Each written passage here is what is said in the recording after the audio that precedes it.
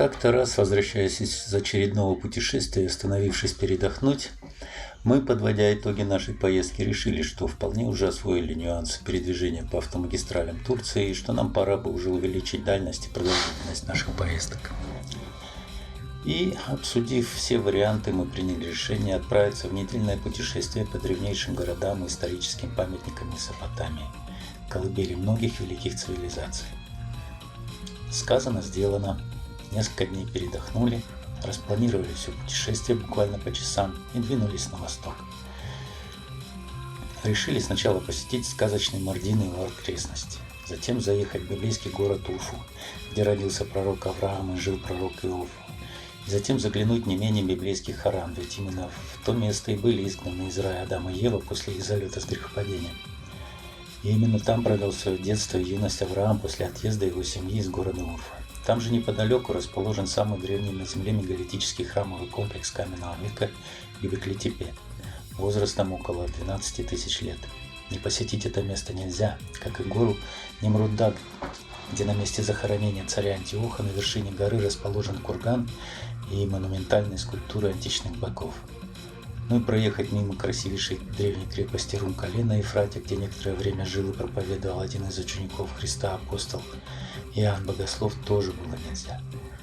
Маршрут вышел протяженностью более 1700 километров и 4 остановками в отеле Шанлурфы, Мардина и Карадута.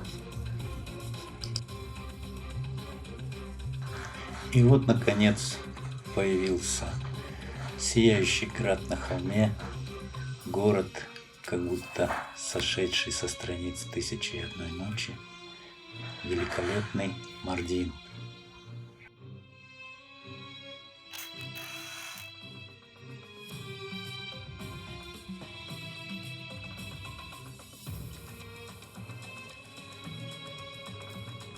На въезде в город мы сразу же столкнулись с оживленным трафиком, так как через старый город Мардин проходит только одна односторонняя улица, причем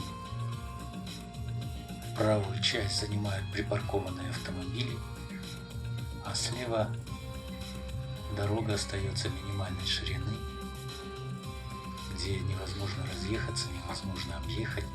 То есть, если сломалась машина, то встает весь город, ее тут же цепляет какая-то передняя и вывозит до конца, там есть такая площадка. Значит, поэтому мы слезли, нашли парковочку, вот здесь крытую, и оставили машину там.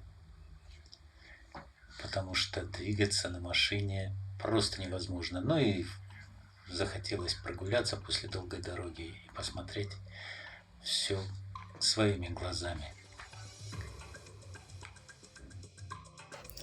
Так что же такое Мардин? Мардин – это другая Турция. И вообще как бы другая страна, непривычная, неизведанная. Издревле этот город у сирийской границы в междуречье Тигра и Ефрата был перекрестком культуры и цивилизаций. И по сей день на его небольшой территории более 1500 лет уживаются разные народы Ближнего Востока. Курды, арабы, ассирийцы, турки.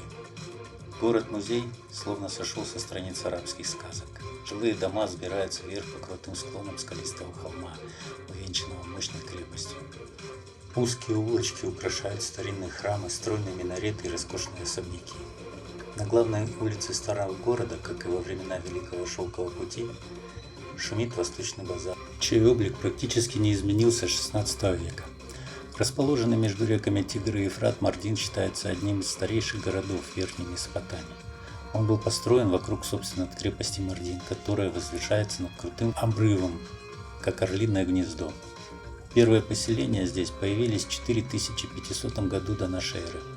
Некогда на этих землях жили, сменяя друг друга, шумеры, ассирийцы, персы, римляне, арабы, византийцы и сельджуки. В IV веке до нашей эры Мардин подчинился Александру Македонскому, но после смерти полководца городом завладела Персия. Персов сменили византийцы, а в 1517 году Мардин вошел в состав Османской империи. Будучи в Мардине, который веками был колыбелью различных цивилизаций и сумел сохранить наследие каждой из них. Вы буквально кожей чувствуете его богатейшую историю. Сегодня город и его провинция населены в основном курдами, около 80%. Имеется значительное число арабов, частично сохранились ассирийские и арамейские общины. Небольшое число составляют турки, ингуши и чеченцы. Особое удовольствие доставляет хождение по старинным узким улочкам Мардина. Они настолько узкие, что иногда может проехать и автомобиль по некоторым, а по некоторым даже мусор убирают на осликах. И изрядно поплутав по лабиринтам древнего города, мы вышли на звуки музыки. Очень интересное место, где были национальные курдские танцы, наряженные лошади. В общем, жизнь била ключом. Молодые музыканты что-то отчаянно наяривали на своих инструментах и время от времени что-то выкрикивали. Видимо, частушки с картинками, потому что народ улыбался в ответ.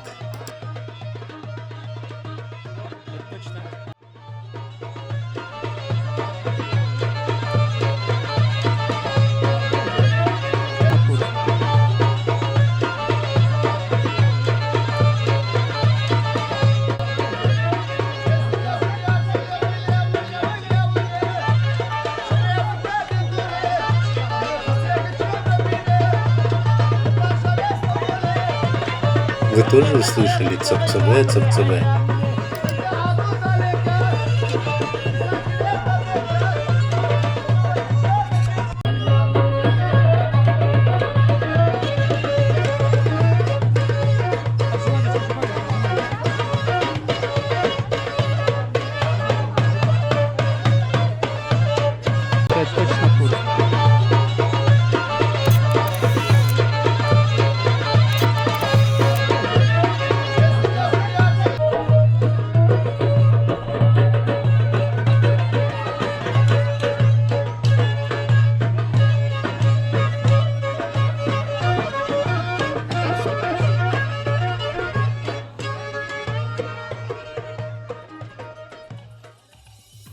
В общем, вдоволь наслушавшись мардинских частушек и насмотревшись танцев под бубен, мы проголодались и решили перекусить на одной из замечательных террас, позволяющих любоваться закатом и видами вечернего Мардина.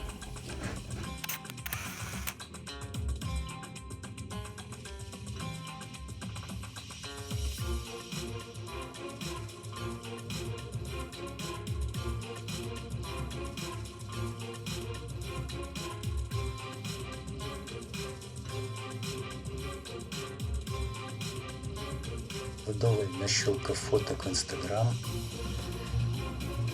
наснимавшись видео, великолепно отужинав, мы отправились к своей машине, которую мы оставили в самом начале этой улицы. Вечерний Мардин манил своими огнями, красочными витринами магазинов и колоритной обстановкой. Магазины действительно длятся непрерывной чередой.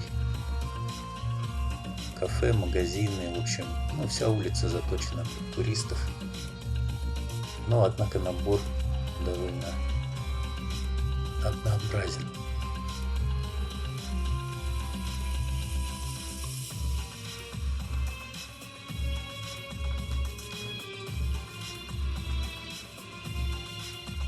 В основном торговля ведется домашним вином из местного винограда, которым славится Мардин на протяжении тысячелетий.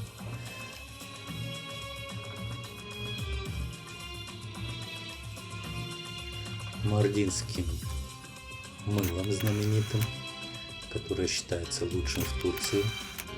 Но это они так говорят.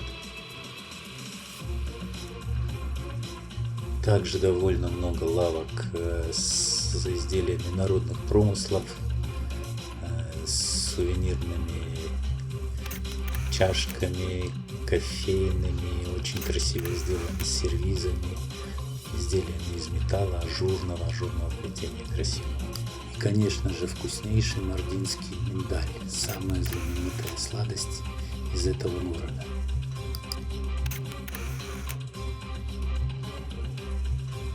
Ну и вот, наконец, мы забрали машину и поехали в отель, в противоположную от него сторону.